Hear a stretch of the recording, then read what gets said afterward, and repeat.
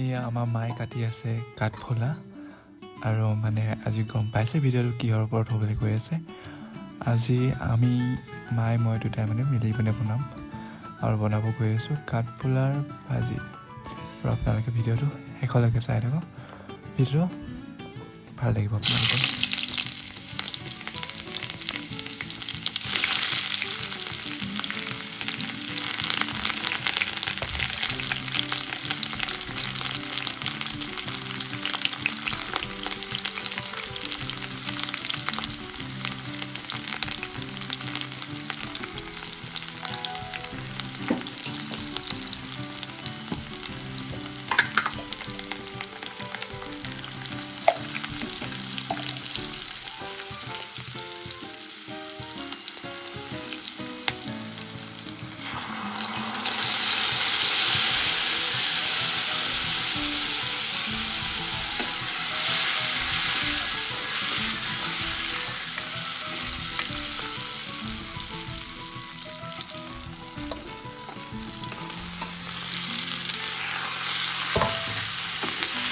আজি আমি বনাইছোঁ কাঠফুলা।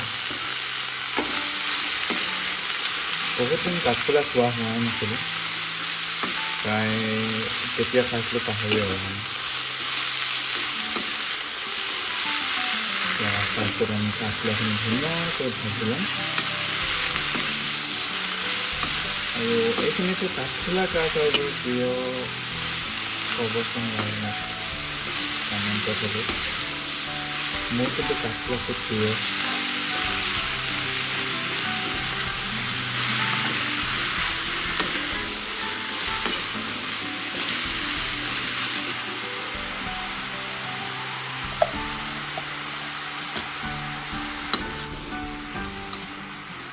গেছৰ ফ্লেমটো অকণমান বঢ়াই দিওঁ। কাঠফুলা আৰু খালে অকণমান মাংস টাইপৰ লাগে, ইমান বেছি ডিফাৰেঞ্চ নাই। এতিয়া আমি ইয়াতে দি দিম ৰঙা chilli powder, red chilli powder আৰু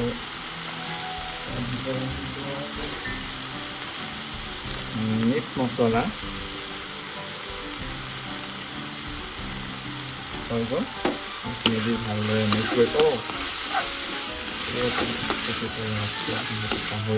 নহ'লে আৰু এটা বস্তু মানে মেইন বস্তুটো কি হয় আৰু মেইন বস্তুটো হৈছে নিমখ। নিমখটো নিদিলেতো ভাল নালাগিব খাই।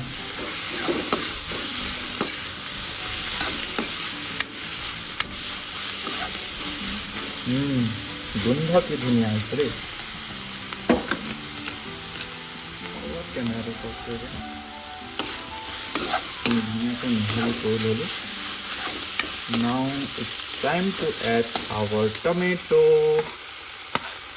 টমেটোখিনি ধুনীয়াকৈ কাটি ল'লোঁ, টুকুৰা কৰি এড কৰি দিছোঁ।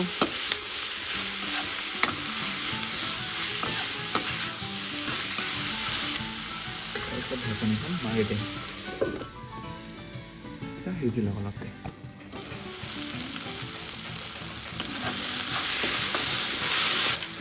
Now it's time to add some kasuri methi over my mushroom curry.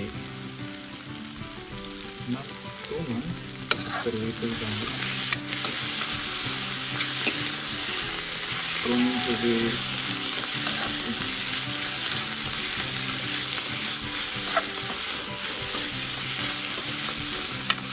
make a recipe more delicious.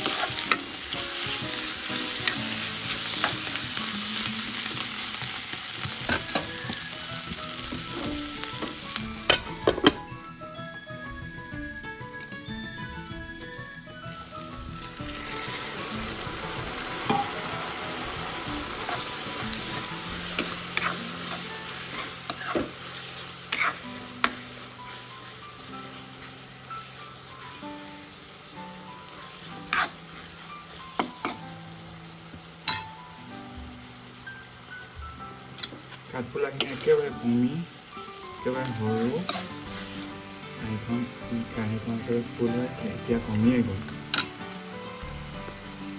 জলকীয়া এটা এড কৰিবলৈ ভাবিছিলোঁ, অকণমান কৰি দিওঁ লাষ্টত। মনত পৰিছে আৰু জলকীয়া এড কৰি দিছোঁ।